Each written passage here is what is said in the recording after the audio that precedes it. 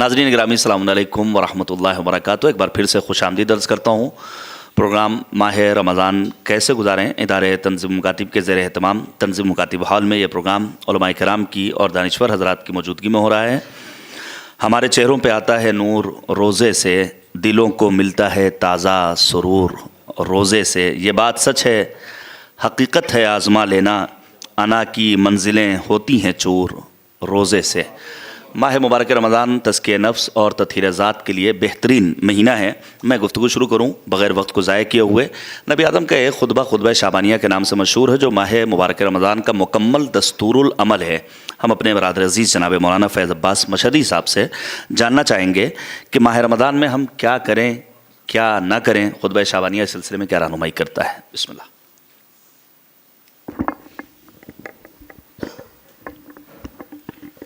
السلام علیکم ورحمۃ اللہ۔ اعوذ باللہ من الشیطان الرجیم، بسم اللہ الرحمن الرحیم، الحمد للہ وصلاۃ علی اہلہا۔ ماہ مبارک رمضان کی آمد پر آپ تمام حضرات کی خدمت میں مبارکباد پیش کرتا ہوں۔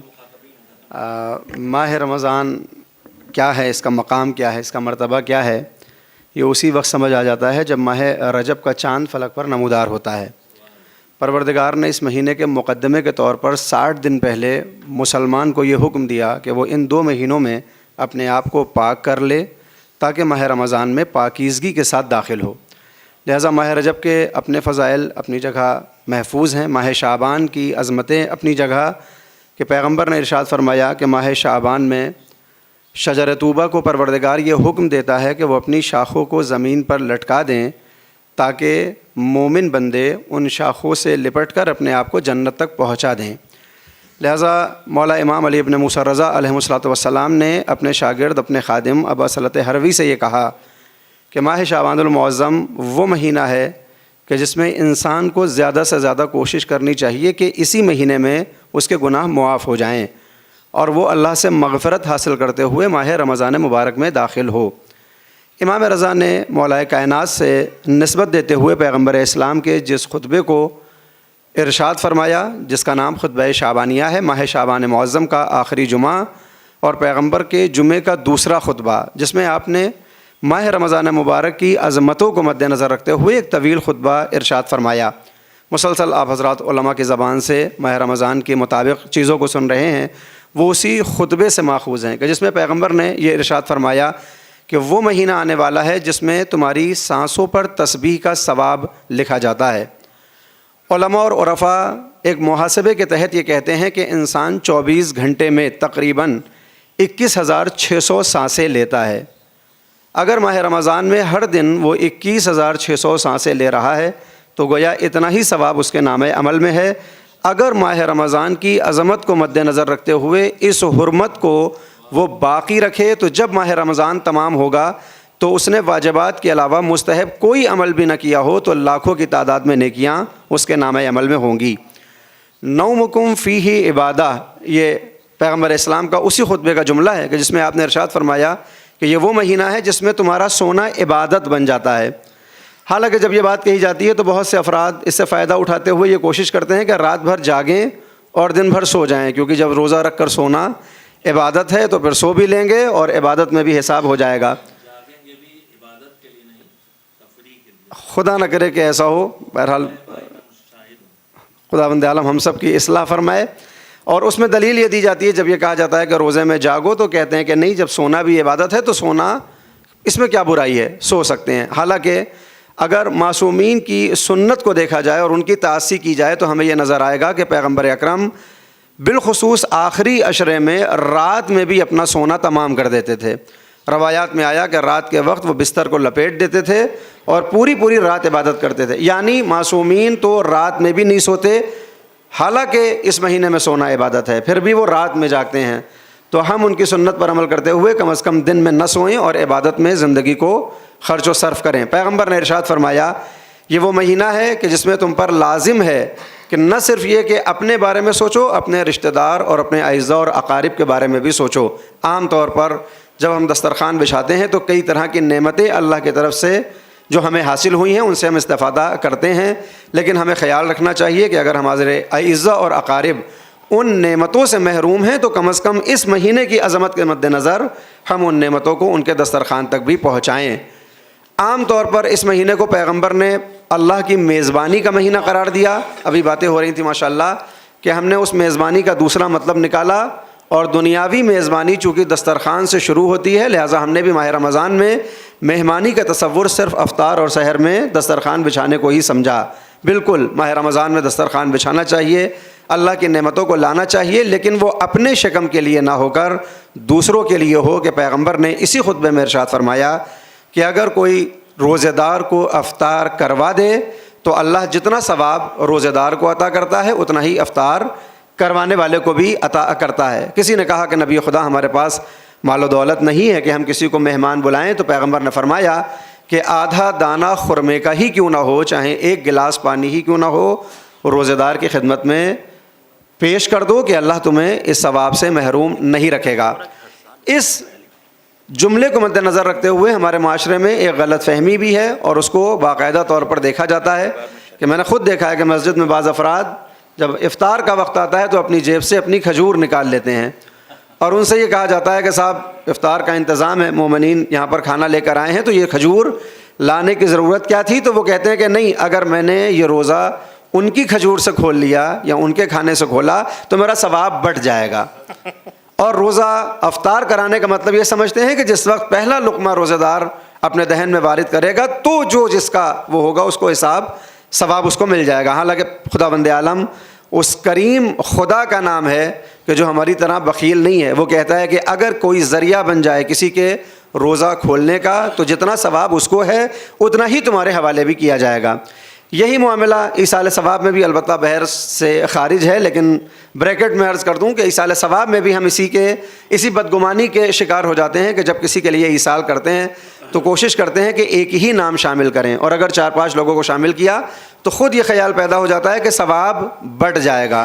حالانکہ پروردگار اتنا کریم ہے کہ جتنے لوگوں کو شامل کیا جائے سب کو برابر میں انشاءاللہ ثواب ملنے والا ہے۔ ماہ رمضان مبارک واجب روزے کے علاوہ مستحب اعمال کا مہینہ ہے۔ جو بھی مستحب عمل کریں کوشش کریں، اپنے لیے تو کر ہی رہے ہیں، اپنے مرحومین کو ضرور شامل کریں، بالخصوص اپنے والدین، اپنے خاندان، اپنے اعزاء، اپنے اقارب، اپنے اساتذہ، اپنے محلے، اپنے پڑوس میں رہنے والے اور مظلوم عالم کو ان ثواب میں شامل کریں کہ پروردگار اس ماہ مبارک کو ہمارے لیے ویسا قرار دے جیسا ایک مومن کے لیے قرار دیا جانا چاہیے۔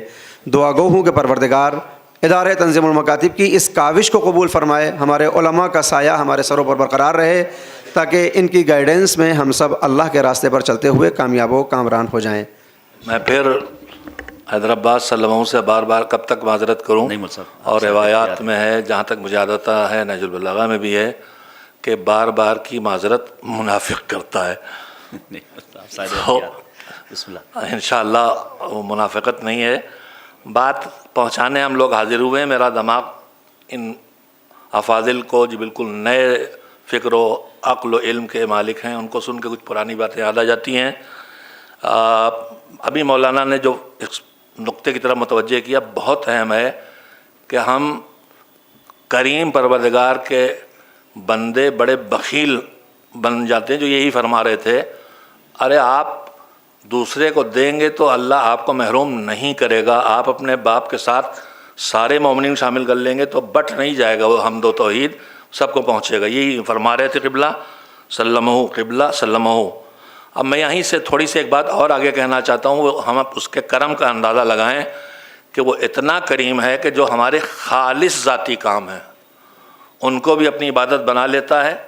میں اپنے دوست سے بغلگیر ہوں تو مجھ میں اس میں محبت بڑھے گی نا، محبت میرے دوست سے میری بڑھ رہی ہے اور اللہ کہہ رہا ہے یہ میری عبادت ہے، اس سے بھی آگے بڑھ جائیے۔ بعض چیزیں رمضان میں اور کسی وقت بھی ایسی جگہ سے کہنے کی نہیں ہیں، ورنہ ہم اپنی خواتین یا اہلیہ محترمہ ان سے جو ہمارے انس کے رشتے ہیں ان کو بھی پروردگار نے عبادت بنا رکھا ہے، بس ایک اللہ کو یاد کیے بغیر کچھ نہ کرو۔ ہم اپنے بچے کو چومیں گے، اللہ کہتا ہے ہماری عبادت ہے۔ دوسری طرف ہم شارٹ کٹ والے بانی تنظیم تابہ سرا مولانا غلام عسکری اللہ مقامہ نامہ اس لیے لینا پڑتا ہے کہ وہ نسل آ گئی ہے جو ان کو نہیں جانتی ہے اور نہیں پہچان پائی ہے، میں عرض کروں گا یوٹیوب پر مولانا سید غلام عسکری کے نام سے تنظیم مکاتب نے ان کی جتنی آڈیو ویڈیو ملی ہیں وہ رکھ دی ہیں. آپ سے اور پوری قوم سے اور سارے سامعین و ناظرین سے جو آگے سنتے رہیں گے اس پروگرام کو، دھیرے دھیرے پہنچتی رہے گی بات. ان سے عرض کرنا چاہتا ہوں، اپنے 2 تجربے میں عرض کرتا ہوں کہ اگر مجھے ذرا سے بھی اسلام ملا ہے تو اس میں سب سے پہلا اور بڑا حصہ، بلکہ مجھے اگر اسلام دماغ کو کہیں ملا ہے تو شہید مطہری سے ملا ہے، ان کو ضرور پڑھیے. اور اگر مجھے ذرا سے بھی عملی اسلام ملا ہے اور کہیں ذرا سے تقویٰ جو نہیں ہے، اگر کہیں تھوڑا بہت ہے تو وہ غلام عسکری کی دین ہے. ان کو سنیے، ان کو پڑھیے، مقالات خطیب اعظم. اسی میں ان کا ایک شارٹ کٹ ہے کہ ہم لوگوں نے جنت کے لیے، ہم لوگ شارٹ کٹ والے، سب شارٹ کٹ بتائیے، گوگل سے بھی شارٹ کٹ پوچھتے ہیں، تو ہم نے انہیں کی باتیں ہیں کہ ہم نے شارٹ کٹ بھی ڈیزائن بنا رکھے ہیں، جنت کا شارٹ کٹ. اس کی مثالیں ویسے نہیں بتاؤں گا، لیکن ایک شارٹ کٹ میں نے کہیں پڑھا تھا کہ ایک صاحب تھے، روزہ ایک نہیں رکھتے تھے، افطاری ایک نہیں چھوڑتے تھے. تو لوگوں کا شرم نہیں آتی آپ کو؟ کہنے کا بالکل ہی کافر ہو جاؤں. بسم اللہ. واہ. خدا کی رحمتیں اس تک پہنچ نہیں سکتیں جو اپنے آپ کو کرتا ہے دور روزے سے. واہ. ہر ایک جسم کے اعضاء سے ہو اگر روزہ، ملے گی روح کو طاقت ضرور روزے سے. ایک سوال میں کروں گا، اس کے بعد اظہر اعجاز صاحب کو جلال پور سے اپنے ساتھ جوائن کروں گا انشاءاللہ. بات افطار کی تھی اور پیغمبر نے فرمایا چاہے خرمے کا ایک دانہ ہی کیوں نہ ہو. مولانا سبیل حسین صاحب قبلہ سے جواب چاہوں گا اور دیگر حضرات بھی شریک گفتگو ہوں. افطار کی رنگینی اس سلسلے میں آپ کیا کہنا چاہتے ہیں؟ بہرحال طرح طرح کے انواع و اقسام کے کھانے، لذیذ غذائیں مذہب نے روکا نہیں ہے. لذات کے مہینے میں اس کے علاوہ کیا کریں؟ بسم اللہ الرحمن الرحیم. الحمدللہ رب العالمین، الصلاة والسلام علی رسولہ الکریم وعلی اللہم صلی علی محمد وعجل آل محمد. ہمارے یہاں ماہ مبارک رمضان میں جتنا زور افطاری اور کھانے پر ہوتا ہے، اور گھر کے باورچی خانے سے لے کے بازار تک، بس آج ہمارے یہاں افطاری ہے. ہم یہ بھول جاتے ہیں کہ ہم جو کچھ پیش کر رہے ہیں وہ خدا کی بارگاہ میں ہے، تو آیا خدا قبول کرے گا یا نہیں کرے گا؟ سبحان اللہ. ہم جتنا بھی انتظام کریں، لوگ کہتے ہیں صاحب مستحب ہے، تو ایک یہی مستحب کیوں سب کو یاد ہے، بقیہ مستحبات کیوں نہیں یاد ہے؟ اور اسی کے ساتھ ساتھ بقیہ واجبات کیوں نہیں یاد ہیں؟ سب سے بڑا کمال ماہ صیام میں یہ ہے کہ انسان اپنے نفس کو پاکیزہ بنائے. واہ. قد افلح من زکاہا وقد خاب من دساہا. کامیاب وہی ہے جس نے اپنے نفس کو پاکیزہ بنا لیا. اس ضمن میں ایک بات میں کہہ کر کے آگے بڑھنا چاہتا ہوں کہ امیر المومنین حضرت علی بن ابی طالب علیہ السلام اللہم صلی علی محمد و آل محمد وعجل. فرماتے ہیں کہ امام علی مقام علیہ السلام یہ فرماتے ہیں کہ پیٹ کے روزے سے کہیں زیادہ بہتر روزہ زبان کا ہے. پیٹ کے روزے سے، یعنی وہی کھانے پینے سے اپنے آپ کو روک لیا ہے، پیٹ کے روزے سے کہیں زیادہ بہتر روزہ زبان کا ہے، اور زبان سے کہیں زیادہ بہتر اور افضل روزہ دل کا ہے. اس لیے کہ اگر دل ہمارا پاکیزہ ہو گیا تو پھر زبان بھی کنٹرول میں رہے گی اور ہمارا پیٹ بھی، یعنی مطلب لقمہ حرام سے کنٹرول میں رہے گا. ہمارے یہاں جو کچھ انتظامات ہوتے ہیں افطار میں، اس میں اس بات کا خیال کیا جاتا ہے کہ زیادہ سے زیادہ اچھی چیز ہے، ٹھیک ہے، روزہ داروں کے لیے آپ اچھا انتظام کیجئے، مگر یہ دیکھیے کہ آیا آپ نے اس میں سے حق اللہ دیا ہے یا نہیں دیا ہے. جزاکم اللہ. یعنی خمس کی پابندی ہے یا نہیں ہے. پہلے آل محمد علیہ السلام کا حق ادا کرو، پھر جو ہے رنگین دسترخوان بچھاؤ. واہ. ہم افطار کرانے میں اس بات کی کوشش کرتے ہیں کہ اچھا اگر آپ پوچھئے گا تو آدمی یہی کہے گا کہ اللہ کی راہ میں دے رہے ہیں. اللہ کی راہ میں جب آپ دے رہے ہیں، دیکھیے کہیں آپ کا پڑوسی بھوکا تو نہیں ہے، اور پڑوسی کی ہی بات نہیں ہے، ایک مرتبہ ہمیں غور کرنا چاہیے اپنے، چھوڑ دیجئے پورے سماج کو، کم سے کم ہر روزے دار جس کو اللہ نے کچھ بھی تھوڑا بہت دیا ہے، اگر وہ اپنے رشتہ داروں پر نظر ڈالے کہ ہمارے رشتہ دار، ہمارے عزیز کون ہیں جن کے ہاں اگر ہم کچھ پہنچا دیں تو روزہ ان کا کھلے گا۔ میرے خیال میں عزیزان گرامی، میں یہ منع نہیں کرتا، میں یہ نہیں کہتا مسجد میں نہ بھیجیے، مسجد میں بھیجیے، مگر اس سے پہلے، بلکہ ماہ سیام شروع ہونے سے پہلے اپنے ان غریب عزیزوں کے ہاں پہنچا دیجئے کہ پورے مہینے وہ روزہ کھولتے رہے، وہ ایک روزہ کھولے گا لاکھوں روزے کا ثواب انشاءاللہ تعالی ملتا رہے۔ جزاک اللہ۔ واہ، لہذا سب سے بہترین دسترخوان افطار کرانے کا اہل بیت علیہ السلام کی نظر میں روایات وغیرہ کے خلاصے سے یہی ہے کہ پہلے حقوق ادا کیے جائیں اور افطار ان لوگوں کرائے جائے جو واقعاً اس کے مستحق ہیں۔ میں پھر کہوں گا کہ میں منع نہیں کرتا ہوں بقیہ لوگوں کو افطار کرانے سے، مگر سب سے پہلے حق کس کا ہے، اور اپنے دسترخوان کو اگر رنگین بنانا ہے تو دسترخوان کو اہل بیت اطہار علیہ السلام کی سیرت کی روشنی میں، ہم نے کہیں بھی سیرت اہل بیت علیہ السلام میں یہ نہیں دیکھا کہ افطار کا انتظام اہل بیت علیہ السلام نے بہت ہی لق و دق دسترخوان بچھوا کر کے اور اس پر جو حلیم وغیرہ کھلا کر کے، یعنی اس عرب میں تو مطلب سرید ہوتی ہے، مطلب یہ سب کا انتظام کیا ہو۔ اہل بیت اطہار علیہ السلام نے یہ حکم دیا ہے کہ روزے داروں کا افطار کراؤ، مگر ایک مرتبہ یہ دیکھنا ہوگا آیا ہمارا جسم اس افطار سے محفوظ ہے یا نہیں ہے جس سے اہل بیت اطہار علیہ السلام نے منع کیا ہے، جس سے اہل بیت علیہ السلام نے روکا ہے۔ اسی لیے کہا گیا ہے کہ یہ زکوٰۃ ہے، یہ جسم کی زکوٰۃ ہے، تو جسم کی زکوٰۃ فقط پیٹ کی زکوٰۃ نہیں ہے۔ ماہ سیام فقط پیٹ کی زکوٰۃ کا نام نہیں ہے، بلکہ زبان کی زکوٰۃ، آنکھوں کی زکوٰۃ، دل کی زکوٰۃ، سچ کی زکوٰۃ، یعنی سوچ کی زکوٰۃ۔ اگر ہم نے یہ تمام زکوٰۃ ادا کر دی ہے تو پھر انشاءاللہ تعالی ہمارا دسترخوان ولو چند روٹی اور چند پکوڑی اور چند جو ہے آپ کے چنے کے دانے کیوں نہ ہوں، یہ آل محمد کی نظر میں رنگین ہوگا، اس لیے کہ اس نے پہلے حق اللہ ادا کیا ہے، حق الناس ادا کیا ہے، اپنے آپ کو پاکیزہ بنایا۔ واہ، جناب موجز سنبھلی کی ایک ربائی پیش کروں، پھر انشاءاللہ اظہر اعجاز صاحب کو ہم اپنے ساتھ لیں گے جلال پور ضلع امبیڈکر نگر سے۔ وہ کہتے ہیں جناب موجز سنبھلی کہ نعمتیں آپ ہی کھا کھا کے نہ خوش ہو زردار، کچھ تو نادار کا بھی پاس رہے روزے میں، بھوک اور پیاس میں کیا ہوتا ہے انسان کا حال، تجھ کو اس بات کا احساس رہے روزے میں۔ ایثار اور قربانی کا جذبہ اسی ماہ مبارک رمضان میں ہم اپنے وجود میں پیدا کر سکتے ہیں۔ میں گزارش کروں گا برادر عزیز سمر صاحب سے، اظہر اعجاز صاحب اگر میری آواز سن رہے ہوں، السلام علیکم ورحمۃ اللہ وبرکاتہ۔ ان کی طرف سے علیکم السلام جی، ورحمۃ آواز اللہ آ گئی ہے؟ وبرکاتہ۔ ابھی ان کی آواز نہیں پہنچی۔ اظہر صاحب ایک بار پھر سے آپ کو میں سلام کر رہا ہوں، السلام علیکم ورحمۃ اللہ وبرکاتہ۔ آواز بڑھائیے، آئی آواز۔ اس وقت علماء کرام کی ایک بڑی تعداد ہے، دانشور حضرات ہیں، طلاب و افاضل ہیں، مؤمنین ہیں تنظیم مکاتب حال لکھنؤ میں، جو آپ کے اشعار خود آپ کی آواز میں سننا چاہ رہے ہیں۔ ہم سب مشتاق ہیں آپ کی آواز سننے کے۔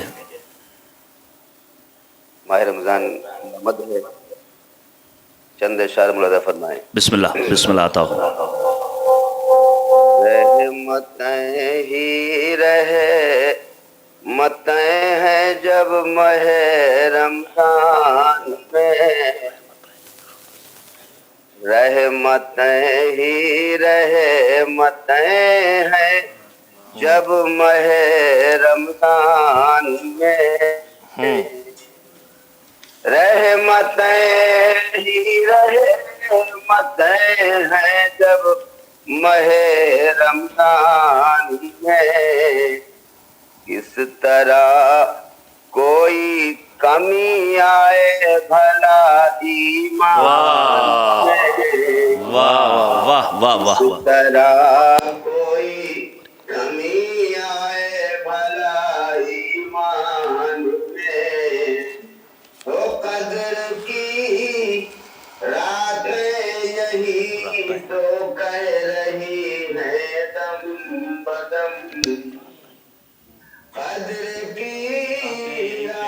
दम बदम तो कह रही है दम बदम, नेकियां कर लो ज़ख़ीरा जितनी हो इम्कान, वाह वाह वाह वाह नेकियां कर लो आवाज़ आ रही है, फोटो ज़ख़ीरा जितनी हो सिर्फ आवाज़ आ रही है, तस्वीर नहीं जा रही उस पर ऑनलाइन। वो सांस का लेना भी इसमें है इबादत में शुमार, वाह सांस का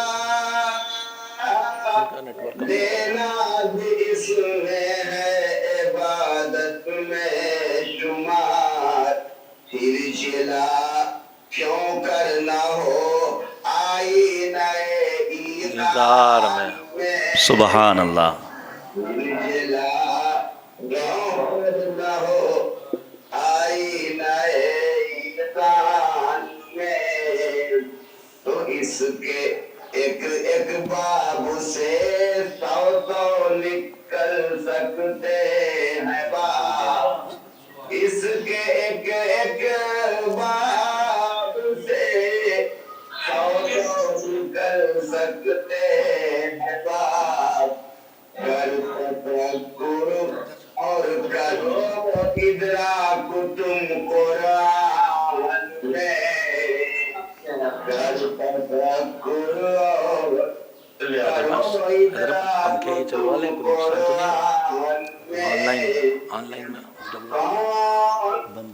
छुटलाएगा उनको किसमें है ये हौसला, सुबहान अल्लाह। नेमतों का जिक्र है जो सूरह रहमान में रहमान में। सुबहान अल्लाह वाह। सुबहान अल्लाह सुबहान अल्लाह। नेमतों का जिक्र है जो सूरह रहमान में, तो ये दरे आले मोहम्मद है जहाँ रख लो कभी, ये दरे आले मोहम्मद है जहाँ रख दो जबी, अरे घर इसे छोड़ा तो आ सकते नहीं पहचान, सुबहान अल्लाह। वाह वाह। छोड़ा तो आ सकते नहीं पहचान में, सकते नहीं पहचान में,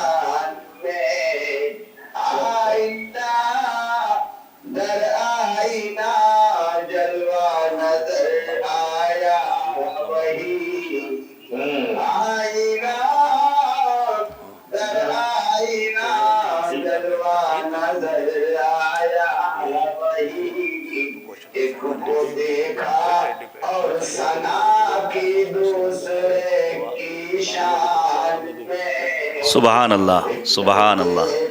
और सना की दूसरे की शान की अपना है लम्हा करो जिक्र इलाही में बसर, अपना है लम्हा करो जिक्र इलाही में बसर, ताकि हो अज़हर इज़ाफ़ा उख़रवी सामान सुबहान में। अल्लाह। वाह वाह वाह वाह, वाह वाह वाह।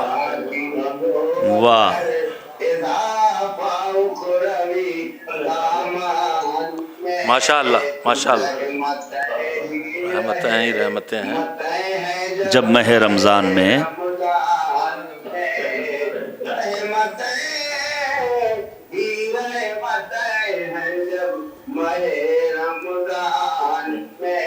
किस तरह कोई कमी आए भला ईमान में। वाह वाह वाह वाह। ईमान में जिंदाबाद हो जिंदाबाद हो जिंदाबाद। बहुत खूब बहुत खूब माशाअल्लाह। बहुत खूब। हज़रत एजाज साहब, मोमिनीन कराम, नाज़रीन कराम, मोमिनीन मोमिनात, अल्लाह आप सबको सलामत रखे। जो आप इस वक्त इस प्रोग्राम को देख रहे हैं, मैं पहले ये माजरत करूं कि हिंदुस्तान में बहुत से वसाइल बहुत सी जगहों पर बहुत अच्छे हैं, मगर बहुत सी जगहों पर अब भी कमज़ोर हैं। हज़रत एजाज साहब जिस इलाके से, अम्बेडकर नगर यूपी, جلال پور ہے تو بڑا قصبہ لیکن نیٹ ورک وغیرہ ایسی جگہوں پہ اب بھی بہت کمزور ہیں. ان کی صورت نہ آ سکی پڑھتے ہوئے، اس کی وجہ بھی یہی تھی، کمزور نیٹ ورک پر ممکن نہیں تھا. اور میں دوسری معذرت کروں کہ ہم لوگ سیمینار اور کانفرنسوں کا تجربہ رکھتے ہیں لیکن پہلی بار یہ ویبنار ہو رہا ہے اور 3 دن کے اندر سب کچھ کیا گیا ہے. اس میں صرف 2 پروفیشنل ہیں، ایک مولانا حیدر عباس صاحب جو ہادی ٹی وی پر زمانے سے اینکر کے طور پر سلمہ کام کر رہے ہیں، دوسرے شباب صاحب جو کیمرے کے پیچھے ہیں اور سامنے کبھی نہیں آئیں گے. باقی ہم سب اناڑی ہیں. ہم کہتے ہیں کہ پنچر بناتے بناتے مستری ہو گئے، تو اسی طرح سے ہمارے سارے کام ہیں. آپ تنقید ضرور بھیجیے ہمیں ضرور بتائیے، لیکن ہماری مجبوریوں کو سمجھیے گا. ہم بنگال کی کھاڑی سے لداخ کی پہاڑوں تک پھیلے ہوئے ہیں، جہاں علی والے وہاں ہم. یہ الحمدللہ مشکلات آئندہ بھی آپ کو سامنا کرنا پڑے گا.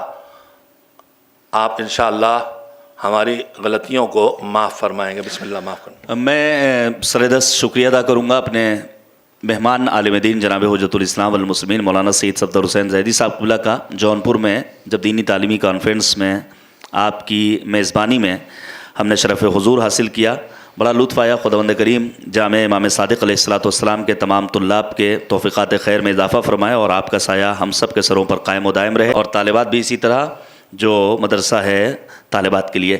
مولانا صفدر صاحب قبلہ، چونکہ آپ الحمدللہ تحریک دینداری سے جڑے ہوئے ہیں اور بانی تنظیم خطیب اعظم علامہ غلام عسکری علی اللہ مقامہ کی رہنمائیاں ہم سب کے لیے مشعل راہ اور نمونۂ عمل ہیں. میں ایک بات جاننا چاہوں گا، یہ روزے کشائی کی رسم آپ کے بچپنے میں تھی یا نہیں تھی؟ روزے کشائی کی رسم کے سلسلے میں آپ کیا کہنا چاہیں گے؟ کیا مذہب نے اسے اچھی نگاہ سے دیکھا ہے؟ آپ بچوں میں روزے کا شوق بیدار کرنے کے لیے اسے کس انداز سے دیکھتے ہیں؟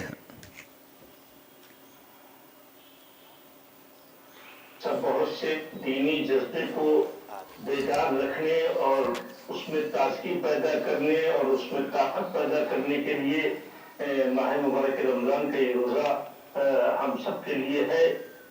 تو ہم لوگوں کے پہلے جو گارجینس تھے، جو ہم لوگوں کے نگراں و سرپرست تھے، وہ لوگ روزہ ہے یا قرآن ہے یا دیگر اسلامی امور جس کو کیا کہتے ہیں، جس کے ذریعے سے اسلامی کلچر سمجھ میں آئے اور بچے کو بھی اس کی اہمیت سمجھ میں آئے، تو اس پر بڑی اہمیت دیا کرتے تھے. مثلا روزہ یہ قرآن ختم ہوتا تھا تو قرآن ختم ہونے کے وقت کوشش ہوتی تھی کہ اس بچے کے لیے کوئی کپڑا بن جائے، قرآن جس نے پڑھایا ہے اس کے لیے کوئی خاص اہتمام کیا جائے، تاکہ قرآن کی عظمت اور اس کی بلندی اور اس کا مطلب سب سے بہتر ہونا، سب سے اعلیٰ ہونا، یہ پڑھنے والے اور پڑھانے والے دونوں کے اوپر واضح ہوتا رہے.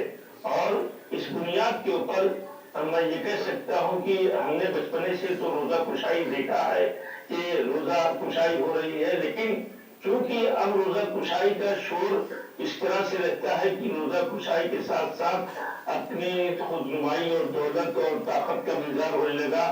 پہلے جو روزہ کشائی ہوتی تھی وہ بزرگ ہمارے اس لیے کرتے تھے تاکہ بچوں میں روزہ رکھنے کا شوق اور اس عبادت کی اہمیت اور اسے روزے کی تئیں اپنی ذمہ داری سمجھ میں آ جائے کہ ہاں اب ہم روزہ رکھنے کے لائق ہو گئے ہیں، روزہ رکھنے کے قابل ہو گئے ہیں. لہذا وہ اس اہتمام کرتے تھے.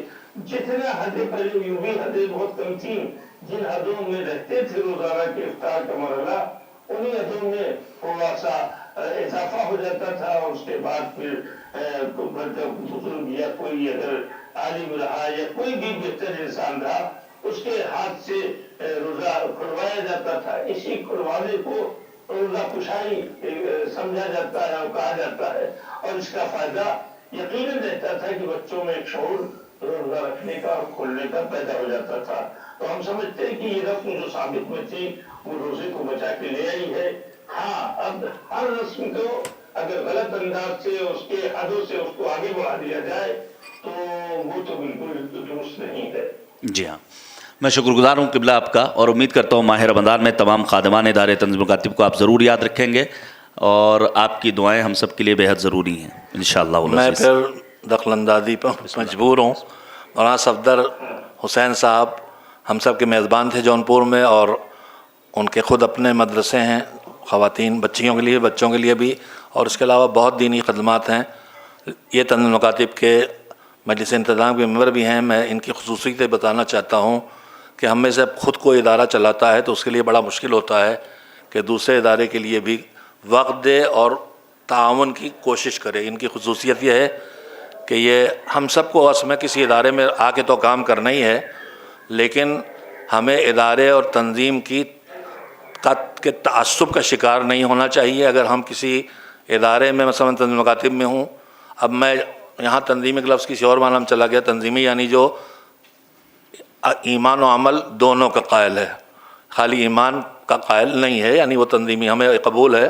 جیسے شافعی نے فرمایا تھا کہ اگر حب آل محمد رفض ہے تو میں رافضی ہوں. تو بہرحال بات بڑھتی ہے. مولانا صفدر صاحب نے جس مسئلے کی طرف اشارہ فرمایا ہے، میں اسی سلسلے میں کچھ گزارش کرنا چاہتا ہوں. دیکھیے، روزہ کشائی ہمت بڑھانے کے لیے بسم اللہ، خود تعلیم کے لیے بسم اللہ کرائی جاتی ہے، یہ بھی ایک اچھی رسم ہے. ختم قرآن ابھی بات آئی ہے، اور بھی چیزیں ہیں. عید میں بقرعید میں بچوں کے لیے خصوصی طور پر کھلونے وغیرہ، جھنجھنے، غبارے، کپڑے تو سب کے بنتے ہیں، لانا، یہ سب بہت اچھی چیزیں ہیں. لیکن تب تک جب تک کہ یہ خود جس غرض سے کی جا رہی ہیں وہی غرض نہ چلی جائے. اب مشاہدے میں آ رہا ہے کہ روزہ اس لیے نہیں رکھ رہی ہیں بیٹیاں کہ ہو تو گئی 9 سال کی، لیکن ابھی روزہ کشائی نہیں ہوئی ہے. اگر ماحول یہاں تک پہنچ جائے تو پھر یہ رسمیں دین کو بچانے نہیں بگاڑنے والی ہوں گی. اور یہیں پہ ایک جملہ اور کہنا چاہوں گا، یہ رسمیں جو آج ہمارے پاس ہیں، رسوم اعضاء بھی اس میں ایک لفظ استعمال کیا جاتا ہے، یہ جب ہمارے بزرگوں نے شروع کی تو اس کے پیچھے کوئی روح تھی. روزہ کشائی کے پیچھے روح تھی، اس کی ہمت بڑھے. لیکن ہوتا یہ ہے کہ آگے آتے آتے 2-3 نسلوں میں وہ روح چلی جاتی ہے اور ڈھانچہ رہ جاتا ہے، تو پھر وہ رسم بن جاتی ہے. اور رسم جب بن جاتی ہے تو بیڑیاں بن جاتی ہے، جس کو کاٹنے کے لیے حضرت پیغمبر گرامی محمد مصطفیٰ صلی اللہ علیہ وسلم تشریف لائے تھے. اور اسی لیے بانی تنظیم کا ایک نعرہ تھا، رسمیں مٹائیے راحت پائیے. شادیوں کی رسمیں، ایصال ثواب اور فاتحے کی رسمیں، ہر قدم پہ انہوں نے ایصال ثواب کو بھی دشوار بنا دیا اور انہوں نے آسان شادی کو بھی دشوار بنا دیا. اب ایک چیز جو کہیں اچھی ملے اسے اپنانا چاہیے. ہمارے جمہوریہ اسلامی میں ایک پروگرام ہوتا ہے جشن تکلیف.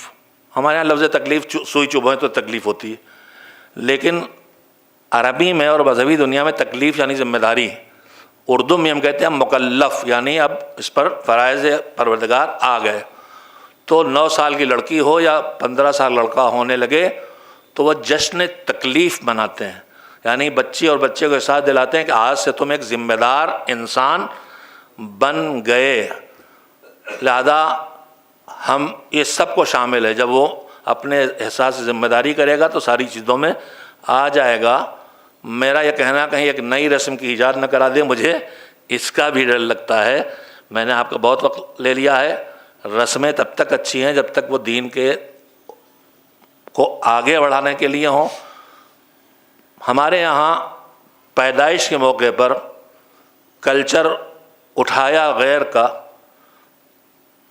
برتھ ڈے منائی جانے لگی. ٹھیک ہے، پیدائش کے موقع وقت 1 سال 2 سال 3 سال 5 سال ہوئے ہیں، آپ خوش ہو لیں. مگر ائمہ تو یہ کہتے ہیں، سید سجاد کے ارشادات میں ہے کہ جو بڑے نقصانات، جو مصیبتیں ہمیشہ انسانوں پڑتی ہیں اور احساس نہیں کرتا، ان میں ایک ہے روز زندگی کا ایک دن گزر رہا ہے تو ایک دن وہ کم ہو رہا ہے جو اب واپس آنے والا نہیں ہے. تو سال حیات، زندگی کے سال گزرے تو نہ تالیاں پیٹنے کا وقت ہے، نہ کیک کاٹنے کا وقت ہے، نہ شمع جلا کے پھونک مار کے بجھانے کا وقت ہے. یہ کون سی عقل مندی ہے کہ روشنی کو اندھیرے سے بدلا جائے؟ وقت اس کا ہے کہ پچھلے 1 سال کا حساب کیا جائے اور دیکھا جائے کہ ہم نے سال کیسے گزارا. اگر برابر کا بھی گزرا ہے پچھلا سال اس سے پچھلے سال کے، تو مولا علی کی زبان میں گھاٹا ہے، اور اگر بگڑ کے گزرا ہے تو ہلاکت ہے. لہذا اب مصیبت اس کے بعد یہ آ گئی کہ ہمارے جشن ائمہ طاہرین علیہ السلام اور اس خانوادے سے وابستہ افراد کے ولادت پر جو جشن ہوتے تھے، ہم اپنے کلچر کے تحت مٹھائیاں بانٹتے تھے. دوسری جگہوں پہ بھی جو کلچر تھا केक काटने का किसी इस्लामी मुल्क में कल्चर नहीं था। अब केक कटने लगा और अइम्मा की विलादत पर और मासूमीन की विलादत पर वही केक यूट्यूब से, व्हाट्सएप से भेजा जाने लगा। अब न मिठाई खिलाने की ज़रूरत है, न लड्डू बांटने की ज़रूरत है। अब आप हवा में केक काटिए और हवा ही में जश्न विलादत मना लीजिए। हम अपने आप को कहाँ ले जा रहे हैं हमें गौर करना होगा। माजरत के साथ फिर कसरतुल माजरत अलामतुन निफाक के माजरत। मतलब शुक्रगुजार हूँ। रोज़ा तरबियत बशर की एक अमली मश्क है। रोज़ा तज़किया नफ्स का एक बेहतरीन ज़रिया है। रोज़ा ख्वाहिशात नफसानी के ख़िलाफ़ एक मुसलसल सही है। रोज़ा खुदा के आफाकी निज़ाम के सामने सर तस्लीम खम करने का नाम है। रोज़ा ख़ुद परस्ती, कौम परस्ती और तागूत परस्ती के बुतों को तोड़ते हुए खुदा परस्ती को अपनाने का नाम है। देखिए वक्त कम बचा है हमारे पास। दिल तो ये कर रहा है 24 घंटे हमारा ये सिलसिला गुफ्तगू का जारी और सारी रहे। मैं लेकिन सबको अपनी गुफ्तगू में शामिल करना चाहता हूँ। गुजारिश करूँगा जनाब मौलाना तहज़ीब साहब क़िबला से 3-4 मिनट में इस एक मौजू को आप अगर समेट दें तो हम आपके शुक्रगुजार होंगे। और वो मौजू ये है कि माह मुबारक रमज़ान में मذहब के ख़िलाफ़ कौन से अमाल अंजाम पाते हैं और जिसकी तरफ बसा औक़ात बंदगान खुदा मुतवज्जे भी नहीं हो पाते। नारे सलावत।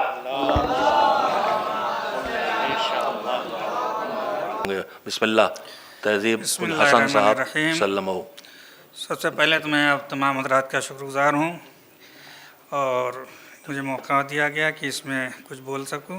हज़रात, ये जो निज़ाम रखा गया है बड़ा अच्छा निज़ाम है, चूँकि ये इमाम रज़ा अलैहिस्सलाम के उस कौल से मुताबिकत करता है कि जिसमें आपने फरमाया कि अगर लोग मेरे कलाम से, मेरे कलाम की खूबियों से आशना होते तो मेरा इत्तिबा करते हैं।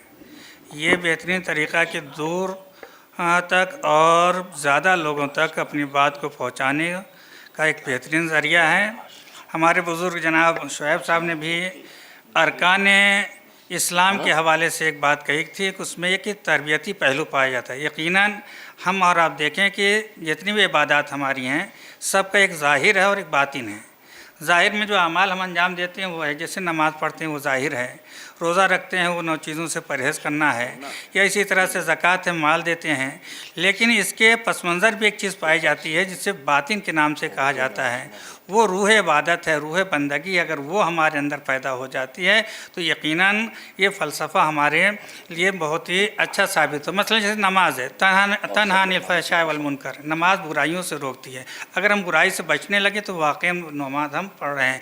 इसी तरह से रोज़े के सिलसिले में कि रोज़ा क्या है, इसमें 3 लफ्ज़ जो कुरान मजीद ने बयान किए रोज़े के सिलसिले में। लअल्लकुम तत्तकून, शायद तुम मुत्तकी परहेज़गार बन जाओ।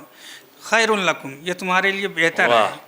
लअल्लकुम तशकुरून, शायद तुम शुक्रगुज़ार बन जाओ। तो ये इबादत का ये आखिरी बातनी पहलू पाया जाता है कि इससे शुक्रगुज़ार इंसान बनता है, इंसान के लिए बेहतर है। ये ना समझे कि ये रोज़ा रखना हमारे लिए नुकसानदेह साबित होगा, बल्कि रोज़ा रखना उसके लिए बेहतर है। कुरान कह रहा है, जब कुरान कह रहा है ये सच्चा कलाम है, अल्लाह का कलाम है, इसमें कहीं से कोई नक्स नहीं पाया जाता है। तो लिहाजा हम इस बात को समझें कि जो भी इबादत या जो भी अरकान पाए जाते हैं या जो भी तालीमात आले मोहम्मद हैं वो हमें ये हमारे लिए तरबियत का पहलू रखती हैं। लिहाजा उसको इस ज़ाविये से देखें। हज़रात, माह रमज़ान अभी आया नहीं है, आने वाला है, लेकिन उससे पहले अभी जैसा कि मौलाना फैज़ साहब ने बयान किया था कि इससे पहले तैयारियां करना चाहिए। तैयारियां सिर्फ हम नहीं बल्कि खुद मासूमीन बताते हैं। शेख अब्बास क़ुम्मी रिज़वानुल्लाह ताला अलैह ने एक किताब तहरीर में फरमाई है, मफ़ातिहुल जनान, दुआओं का मजमुआ है। सारे अमाल पूरे साल में जो अंजाम देना चाहें वो अंजाम दे सकते हैं, बड़ी आसानी से हमें फ़राहम हो सकते हैं। आपने फरमाया, लिखा है उसमें एक दुआ में कि अल्लाहुम्मा बारिक लना फ़ी रजब व शाबान व बल्लिग़ना शहर सयाम वाइन अला सियाम वल क़ियाम व हिफ़्ज़िल लिसान व गद्दिल बसर फला तजल हज़्ज़ना मिनहुल जू वला तश। हज़रात, 2 बातें बताई इमाम ने। क्या कहा कि पहली बात है रजब व शाबान को बाबरकत करार दें। बरकत करार का मतलब, करार देने का मतलब नहीं कि बहुत ज़्यादा हो जाए। बरकत यानी जिसका असर ज़्यादा हो, कसीरुल असर हो, मुदावमुल असर हो, उसे कहा जाता है बरकत। वरना अगर हम उम्र के सिलसिले में बरकत मांगे तो उम्र बहुत बड़ी नहीं हो जाती है, उम्र उतनी है लेकिन पूर बरकत यानी पूर असर है, फ़ायदेमंद है, लोगों को सूद पहुँचाने वाली उम्र। अब इसमें देखिए, बल्लिग़ना शहर से रमज़ान, माह रमज़ान تک ہمیں توفیق عنایت فرمائے، یعنی بلغنا یعنی پہنچا دے ہمیں ماہ رمضان تک۔ اچھا پہنچا دے تو کیا کریں اس میں ماہ میں؟ امام دعا فرماتے ہیں اعنا علی الصیام والقیام، ایک تو روزہ رکھنے کی توفیق اور دوسرے نماز کی توفیق۔ قیام یعنی عبادت اور بندگی یعنی نماز۔ اس ماہ رمضان میں 1000 صرف نافلہ ہیں، اور نافلہ پڑھنا 1000 جب ماہ رمضان المبارک میں ہے۔ امیر المومنین ایام آخری دنوں میں 1000 رکعت نماز پڑھا کرتے تھے۔ ابو حمزہ صومالی کی روایت ہے کہ آپ نے چھٹے امام سے پوچھا کیا کریں، تو آپ نے فرمایا اس مہینے میں زیادہ سے زیادہ نماز پڑھنے کی تاکید کی۔ اور اس کے بعد جو بات کہنی مولانا نے مجھے موضوع دیا کہ کیا کر پڑھتے ہیں ہم لوگ ماہ محرم رمضان میں، یعنی غیبت کرتے ہیں، نہ اپنی آنکھوں کا لحاظ کرتے ہیں نہ اپنی زبان کا۔ 2 چیزوں سے امام نے فرمایا کہ حفظ اللسان و غض البصر، ہمیں اپنی زبان کی حفاظت کرنا چاہیے اور اپنی نگاہوں کی حفاظت کرنا چاہیے، اور یہی وہ 2 چیزیں ہیں کہ جس سے سب سے زیادہ گناہ ہوتا ہے، جس کی وجہ سے ہم ماہ رمضان المبارک کی حرمت کا لحاظ نہیں کر پاتے ہیں۔ ماشاءاللہ احسن، جزاکم اللہ۔ مولانا تہذیب صاحب نے جس پہلو کی طرف متوجہ کیا ہے بہت قیمتی ہے۔ بہت تیز الفاظ میں بہت جلدی سے بات کہنا چاہوں گا۔ خطبہ شعبانیہ کا تذکرہ بار بار آیا، اس میں حضور نے بکثرت اعمال بتائے ہیں کہ تمہیں کیا کرنا ہے، اس میں کیا نہیں کرنا ہے، کم آیا ہے، کیا کرنا ہے زیادہ آیا ہے۔ مگر جب مولا علی نے تمام چیزیں بتا دیں، تلاوت کرنا، دعا کرنا، استغفار کرنا، صلہ رحم کرنا، بزرگوں احترام، بچوں سے محبت وغیرہ وغیرہ، تو حضور سے پوچھا کہ اس میں سب سے اچھا کیا ہے؟ تو اب حضور نے اس کے جواب میں کسی ایک نیکی کا تذکرہ نہیں فرمایا، فرمایا سب سے اچھا کام رمضان میں یہ ہے کہ ان لا تعصی اللہ، کہ تم اللہ کی نافرمانی نہ کرو، یعنی گناہ نہ کرو۔ رمضان کا سب سے قیمتی کام یہ ہے۔ بسم اللہ۔ میں بہت ہی زیادہ شکریہ ادا کرتا ہوں آپ کا، واقعی میں بہت تیز، بہت عمدہ، بہترین مطالب، اور بعض وہ سوالات جو مجھے لگ رہا تھا شاید میں دیگر علماء کرام سے دریافت نہ کر سکوں، اس کا بھی آپ نے جواب دے دیا۔ دیکھیے سب سے بڑی برکت اور فضیلت ماہ مبارک رمضان کی یہ ہے کہ اسے قرآن مجید کا ظرف بنایا گیا ہے، اور جس طرح قرآن مجید کا جواب نہیں، اسی طرح فضیلتوں میں، برکتوں میں ماہ مبارک رمضان کا بھی کوئی مثل نہیں ہے۔ ارشاد باری تعالیٰ ہے کہ اے میرے پیغمبر، عیسیٰ کی قوم شکم پرست تھی، اس لیے ہم نے مائدہ یعنی دسترخوان عیسیٰ کی طلب پر بھیجا، اور تمہاری امت خدا پرست ہے، اس لیے تمہاری طلب غفران پر ہم نے رمضان المبارک جیسا مہینہ عطا کیا ہے۔ میں استاد بزرگوار جناب مولانا ممتاز جعفر صاحب سے دریافت کرنا چاہوں گا، قرآن مجید کے سلسلے میں ماہ رمضان کی آمد پر آپ کیا کہنا چاہیں گے؟ تمام روزے داروں سے، امت مسلمہ سے، امیر المومنین کے چاہنے والوں سے مختصر وقت میں جواب مطلوب ہے۔ آخری سوال استاد محترم مولانا معروفی صاحب سے، پھر ہم اپنا پروگرام پائے تکمیل کو پہنچائیں گے۔ بسم اللہ۔ بسم اللہ الرحمن الرحیم۔ مختصر سا بیان میں خطبہ شعبانیہ سے ایک جملہ لیتے ہوئے، فَاسْأَلُوا اللَّهَ رَبَّكُمْ بِنِيَّاتٍ صَادِقَةٍ وَقُلُوبٍ طَاهِرَةٍ أَن يُوَفِّقَكُمْ لِصِيَامِهِ وَتِلَاوَتِ کِتَابِهِ۔ آپ غور کریں کہ خطبہ شعبانیہ کی اہمیت کے بارے میں سب واقف ہیں۔ نبی نے فرمایا کہ اپنے پروردگار سے تم سوال کرو، لیکن 2 شرطیں ہیں، ایک تو صدق نیت کے ساتھ، سچی نیتوں کے ساتھ، اور قلوب طاہرہ، دل پاک ہونے کی بنیاد پر۔ دیکھیں 2 چیزیں یہاں پہ، ایک سچی نیت اور ایک پاک و پاکیزہ دل، قلوب۔ کیا سوال کرو؟ ان یوفقکم، کہ اللہ تمہیں توفیق دے کہ تم جو ہے اللہ کے لیے روزہ رکھو اور اس کی کتاب کی تلاوت کرو۔ تو آپ غور کیجئے کہ تلاوت کتاب خدا کے سلسلے میں اہمیت بہت زیادہ ہے یہاں پر، اور ایک آیت پڑھنے کا ثواب جو ہے نبی نے فرمایا کہ ختم قرآن کا ثواب ملتا ہے۔ اپنے گھروں کو نورانی بناؤ تلاوت قرآن کے ذریعے۔ قرآن اسی ماہ رمضان میں نازل ہوا ہے اور بہار ہے۔ بہرحال مسئلہ یہ ہے کہ جس گھر میں قرآن کی تلاوت ہوتی ہے اس گھر میں فقیری نہیں آ سکتی، اور یہ قرآن کے بارے میں ایک جو ذہنوں میں بات پائی جاتی ہے کہ جب قرآن شروع کیا ہے تو ختم کرنا ہوگا ماہ رمضان میں، یہ چیز ایسی نہیں ہے۔ یہاں پر یعنی مسئلہ یہ ہے کہ جس طرح لوگوں کے ذہنوں میں ہے کہ قرآن اس لیے نہیں شروع کرتے کہ ہم ختم نہیں کر پائیں گے، نہیں ایسا نہیں ہے، جتنا قرآن آپ پڑھیں گے اتنا ثواب ملے گا۔ 10 آیتیں پڑھیں گے پورے ماہ رمضان میں تو 10 آیتوں کا ثواب ملے گا، 10 پارے پڑھیں گے 10 پاروں کا ثواب ملے گا، 10 سورے پڑھیں گے تو 10 سوروں کا ثواب ملے گا، جتنا پڑھیں گے اتنا ثواب ملے گا۔ یہ مطلب نہیں ہے کہ ہم نے قرآن شروع کیا تو ختم نہیں کر پا رہے اس لیے ہم شروع نہیں کر پا رہے، تو یہ سب چیزیں نہیں ہیں، بلکہ ہمیں چاہیے کہ ہم اتنا پڑھیں جتنا ہم کر سکتے ہیں۔ آپ کو نبی نے فرمایا نا کہ ایک من تلا آیتا من القرآن، جس نے بھی قرآن کی ایک آیت کی تلاوت کر دی وہ ختم قرآن کا ثواب اسے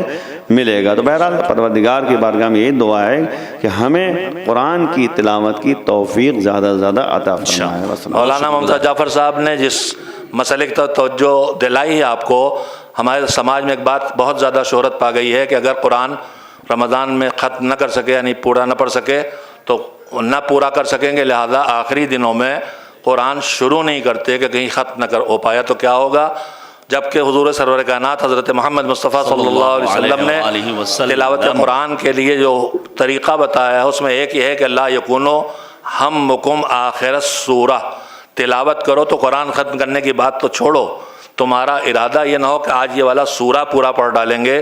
تلاوت کے آداب میں ہے جنت کا ذکر آئے تو اس کی طلب کرو، جہنم کی ذکر آئے تو اس سے بچنے کی دعا کرو، گناہ کی بات ہے تو استغفار کرو، ہر قدم پر رک رک کے سوچ کے سمجھ کے پڑھو۔ بسم اللہ۔ بہت بس ایک آخری سوال مولانا صاحب سے پوچھنے سے پہلے، فیروز صاحب آپ کی سب سے بڑی دعا کیا ہوگی ماہ مبارک رمضان میں اگر آپ سے دریافت کیا جائے؟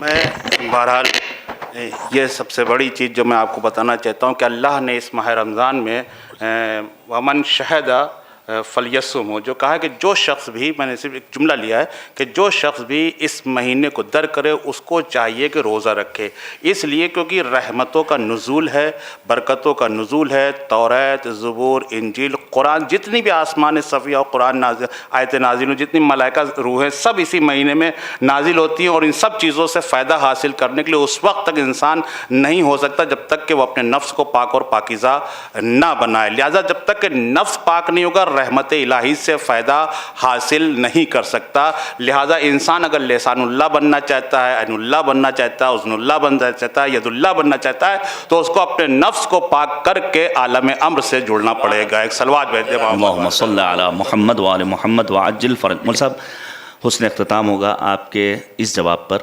ماہ رمضان طلاب علوم دینیہ، مبلغین، ائمہ جماعت مختلف علاقوں میں، دور دراز اور دور افتادہ علاقوں میں، چھوٹے چھوٹے دیہاتوں میں، چھوٹے بڑے قصبوں میں، شہروں میں امامت کے فرائض انجام دینے کے لیے سفر کرتے ہیں۔